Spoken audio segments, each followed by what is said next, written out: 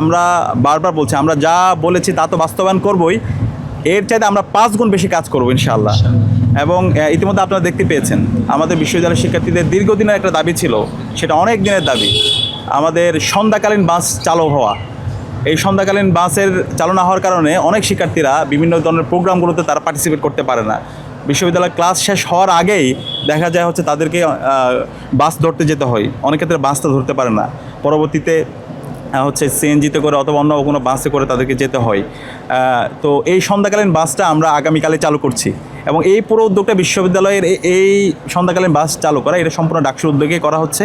আমরা ইউজিসির সাথে কথা বলে ইউজিসির চেয়ারম্যান মহোদয় আমাদেরকে আন্তরিকভাবে সহযোগিতা করেছে।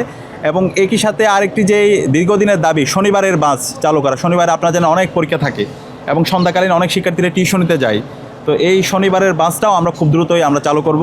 এবং কুমিল্লা পর্যন্ত বাস, এটা আমাদের যখন আমরা ক্যাম্পেইন করছিলাম শিক্ষার্থীরা বারবার বলছিল ভাই আমাদের কুমিল্লা পর্যন্ত বাস দেন, তো এটাও আপনারা খুব দ্রুত আলোর মুখ দেখতে পাবেন ইনশাআল্লাহ।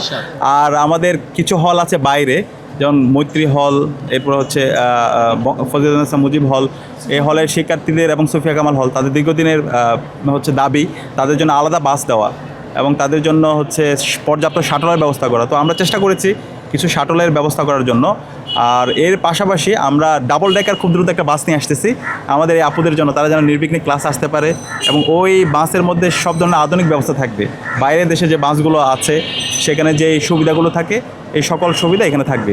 আর আমাদের দীর্ঘদিনের দাবি, শিক্ষার্থীদের দাবি, ঢাকা বিশ্ববিদ্যালয় কেন্দ্রীয় মসজিদ, যেটা 1965 সালে নির্মাণ হওয়ার পরে আর কখনো সংস্কার হয় নাই, সবচেয়ে অবহেলিত অবস্থা ছিল আমাদের ঢাকা বিশ্ববিদ্যালয় কেন্দ্রীয় মসজিদটি। তো এই মসজিদ সংস্কার করার জন্য বিপ্লব পরবর্তী আমরা বিভিন্ন অংশীজনদের সাথে কথা বলেছি, দেশীয় এবং আন্তর্জাতিক যারা ডোনার আছে তাদের সাথে কথা বলেছি এবং ইতিমধ্যে কিছু ডোনার তারা এই মসজিদ হচ্ছে ডেভেলপমেন্টের জন্য তারা কাজ করার ব্যাপারে আগ্রহ প্রকাশ করেছে।